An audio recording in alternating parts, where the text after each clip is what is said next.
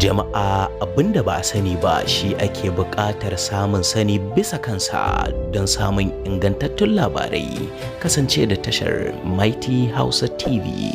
Ku danna subscribe kana ku danna ƙararrawa. Kotu ta umarci sufetan 'yan sanda da ya ta sakiyar shugaban efcc zuwa kurkuku. Jama'a barkanmu da warhaka, barkanmu da sake saduwa da ku a wannan lokaci a wannan tasha Mighty Hausa TV. Sai a gyara zama domin jin cikakkun labarin.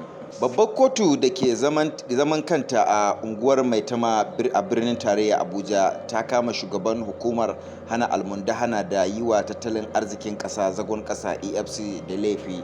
Alƙalin kotun Chizob Oji ya kama Abdulrashid Bawa da laifin saba umarnin da kotu ta yi tun shekarun baya. Saboda haka ya umarci hukumar 'yan sanda ta damƙe Abdulrashid Bawa da gaggawa kuma ta jefa shi a kurkukun kuje har sai ya bi umarnin da kotu ta umarce shi.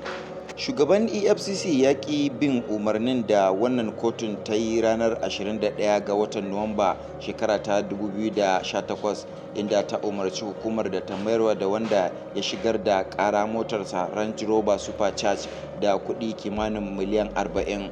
Saboda saba wannan umarni na kotu ta umarci da a jefa shi a kurkukun kuje bisa rainin hankalin da kotu ta saba umarnin da ya yi a ranar 21 ga watan Nuwamba shekara ta 2018 har sai lokacin da ya bi umarnin. Sufeto janar na 'yan sanda ya tabbatar da cewa an bi wannan umarnin.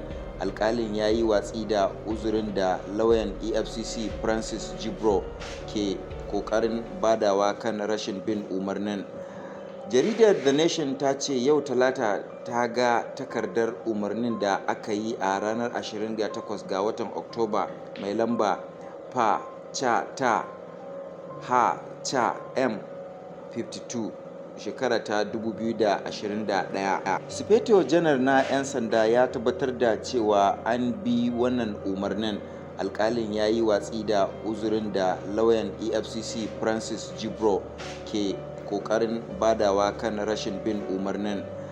Jaridar The Nation ta ce yau Talata ta ga takardar umarnin da aka yi a ranar 28 ga watan Oktoba mai lamba M52 shekara ta 2021. To jama'a duka anan muka kawo ƙarshen wannan labarai namu na wannan tasha Mighty Hausa TV. Ku kasance da mu kowane lokaci. Kada ku manta duk sanda kuka saurari wannan tasha tamu mai albarka, ku yi mana subscribing kuma ku danna mana alamun ƙararrawa. A huta lafiya.